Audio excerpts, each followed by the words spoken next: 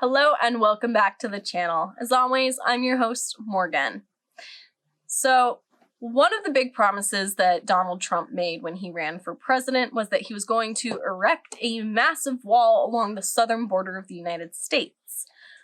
While this promise has ultimately failed to be delivered on, specifically the promise of a continuous border wall, Trump did manage to get some segments of the 30-foot high wall built by bypassing environmental laws.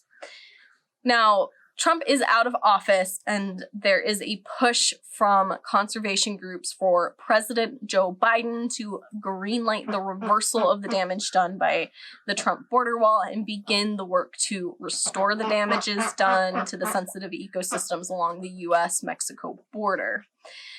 But can these damages caused by the Trump border wall even be repaired? We're going to be kind of looking at that today, so make sure you grab your snowflake drink of choice and let's get into this.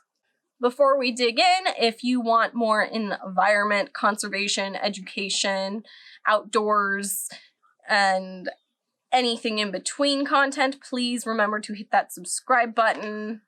If you get to the end of this video and you like what I'm saying, go ahead and give me a like. If you think I'm full of crap, feel free to give me a dislike. Engagement is engagement. And if you have something to say to me, please put it down in the comments down below. I will love to read them, positive or negative. So let's really start getting into this. And the first question that we're going to ask here is, how were the environmental laws bypassed? Well, this question can be answered by going back to 2005 when the Real ID Act was passed. Now, we know that the Real ID Act has to do with what kind of identification cards the United States citizens now have to carry. I may or may not have been on top of getting my Real ID. That is no one's business but my own. But that's not the point. So, besides requiring us to get the Real ID, the Real ID Act actually has a clause in it that allows for the Department of Homeland Security to waive any laws that slow the construction of border walls. So these laws that would slow that construction are things like the Endangered Species Act and the National Environmental Policy Act.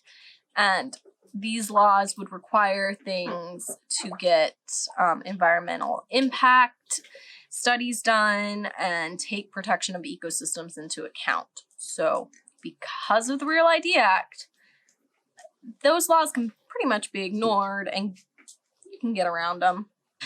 As of 2005, only 8 waivers have actually been issued, 3 of which were done by the Trump administration in 2017, specifically for construction of the wall in California and New Mexico. So that's how those environmental laws and regulations were bypassed. So let's talk about what damage has actually been done by the wall, especially since the wall itself may be a thin line, especially when you're just looking at it on the map. But one of the important things is that there's a 150-foot wide enforcement zone. And within this zone, the vegetation is stripped, a road is built, and there's a plethora of bright lights and surveillance cameras. Now, bright lights contribute to a thing called light pollution, and light pollution is basically lighting up an area that would normally be very dark. You'll see in areas where there's observatories, any urban developments are only allowed to have lights so bright so that observatories can still see the sky. The town I grew up in is one of those areas that have light pollution restrictions because it's very near the Palomar Observatory. I know saying that you can pinpoint where I grew up, but I don't still live there now, so good luck searching for me there. And one of the other things about the wall itself is that it has a concrete base. And for this concrete base, deep trenches had to be dug using heavy equipment, and of course, those trenches had to be filled with concrete. Otherwise, it wouldn't be a concrete base, it would just be a trench. But the building of this wall required bringing in heavy machinery, And whenever you bring in heavy machinery, there's damage to the surrounding area, because heavy machinery is heavy machinery. It doesn't necessarily care if it's running over a threatened flower or not. And besides the damage done by building the wall and that enforcement zone and the light pollution, there are ecosystems that have been divided by the wall. So because that wall is there, wildlife can no longer travel from one side of their habitat to the other. Those habitats are fragmented. When we get fragmented habitats, we can have things like genetic bottlenecks, where populations that before would not have been divided are now divided, and they can't trade the genetic information. And that's where the genetic bottleneck happens. And the other thing with fragmented habitats is they can lead towards imbalances in those ecosystems that can possibly lead towards that entire ecosystem collapsing. The wall has also increased the flood risk in areas of the Lower Rio Grande Valley. This wall kind of redirects where water can travel in floodplains and things, because it is a massive metal wall with a giant concrete base. It's not like a chain link fence that water can flow through. And it's kind of caused issues with these conservation efforts that have been done along the border area that have been binational, meaning they've been done by both the United States and the Mexican governments. So by just putting that wall in these conservation areas, you're kind of damaging the efforts that have been done jointly by both nations involved. And it's important to note that the full extent of the damages is still unknown, because it hasn't been there long enough for us to go in and actually get long-term data, because there is no long-term data. So we don't know exactly how the light pollution is affecting those crepuscular and nocturnal animals that live there. We don't know exactly how this enforcement zone is affecting the ecosystems. And we don't know how this fragmented habitat is impacting everything in those areas. So now that we've talked about these damages that we do know about and are also kind of hypothesizing about, let's actually talk about the key species and ecosystems that are being affected. As you can see in this map, the border between the United States and Mexico has 6 distinct ecoregions. Now, ecoregions are basically a fancy way of saying particular areas where you're going to find specific habitats, and they have certain things in common. And the ecosystems that are in these 6 ecoregions include things like desert scrubland, temperate forest and woodland, semi-desert and plains grasslands, subtropical scrublands, freshwater wetlands, and salt marshes, among things that would be kind of in between and other ecosystems as well. But the important thing is that all of these ecosystems are threatened in one way or another. Now, the blue boxes that you can see on this map represent the conservation hotspots. And what these conservation hotspots are their areas of high biological diversity. And they're areas that both the United States and Mexico have kind of pinpointed as areas that require protection because of their high biological diversity and because of the ecosystems that are included in them. Looking at this map, you also see these kind of red and yellow lines that represent existing borders or existing barriers. So they're either pedestrian or vehicle barriers of one sort or another, but there's also plenty of areas where there's no barriers yet built. But again, we need to note these blue boxes and the barriers within them. So some of the species that are already being affected by this border wall in those conservation hotspot areas are species like the peninsular bighorn sheep, specifically in the Tinajas Atlas Mountains in Arizona. So right there, that particular area is known for these kind of craggy mountains that are hard for people to move along, but the bighorn sheep, they are perfectly adapted to move throughout the range. But now there's a wall there, and bighorn sheep aren't exactly adapted to climb metal walls, so their habitat has been fragmented. Another species is the Sonoran pronghorn, and this would be in the Cabeza Prieta National Wildlife Refuge. This is another endangered species whose habitat is basically being fragmented again by this wall. And again, endangered species threatened in one of those conservation hotspots.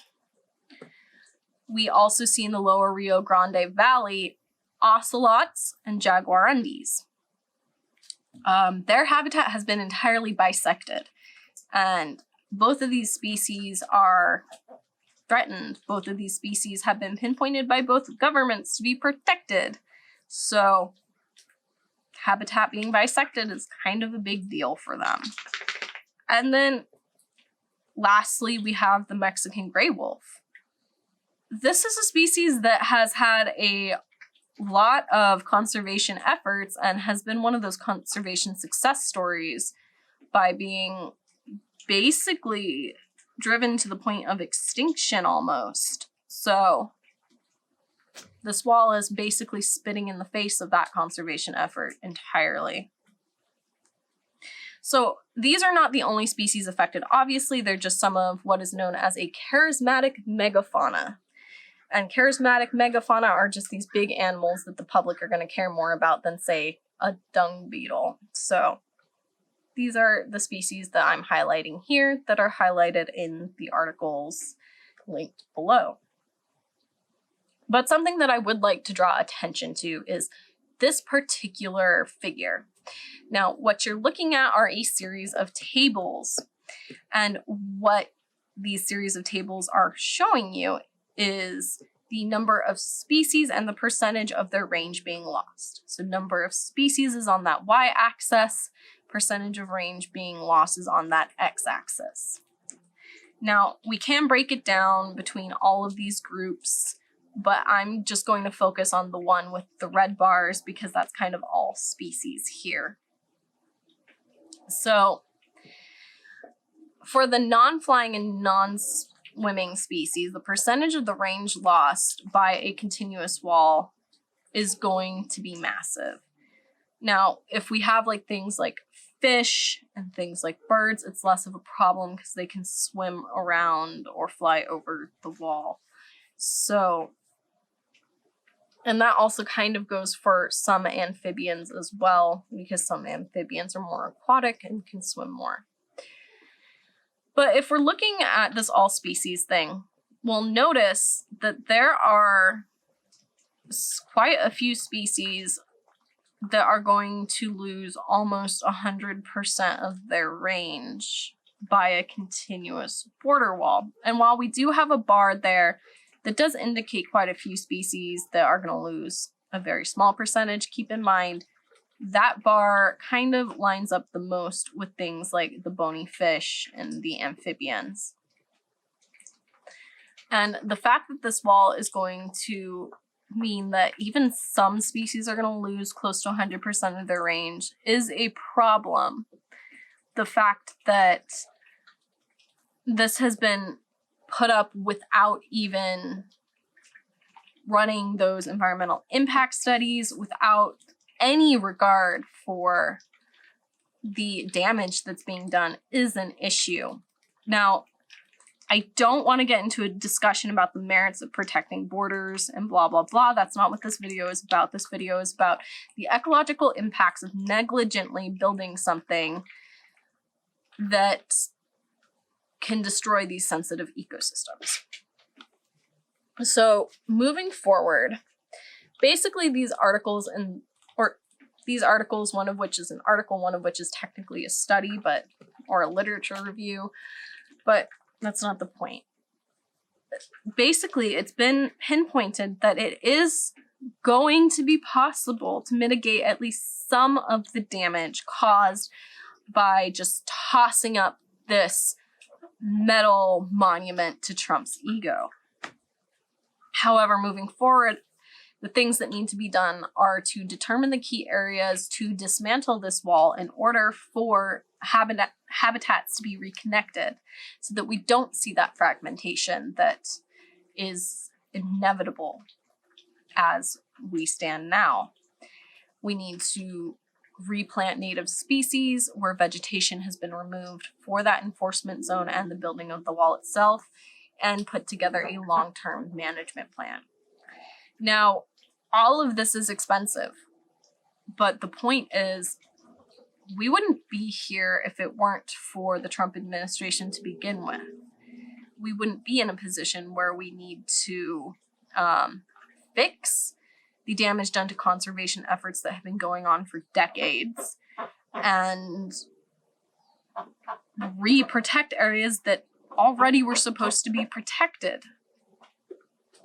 So to kind of wrap up and conclude here, the Trump administration caused ecological destruction in the name of security and negligently used a piece of legislation from 2005 to bypass environmental laws. This comes from an administration that doesn't care or didn't care about the environment since Trump is out of office now, and that is a good thing. And the reason that I harp so much on them bypassing the environmental laws is because Trump tried to say that he cares so much about the environment and blah, blah, blah, but couldn't even pronounce Yosemite. And if you actually look back on what his administration did, they did much more harm to the environment and our ecosystems than they did good. So saying that he gave one single care is a lie. And this border wall has put already threatened species in even more peril and spit in the face of ongoing binational conservation efforts, which is only going to make relations worse because we weren't the only country protecting those areas. We were working hand in hand with Mexico to protect those areas and other associations as well. But there is hope to reverse this damage. It will take work and it will be expensive, but this is entirely the fault of Trump and his administration.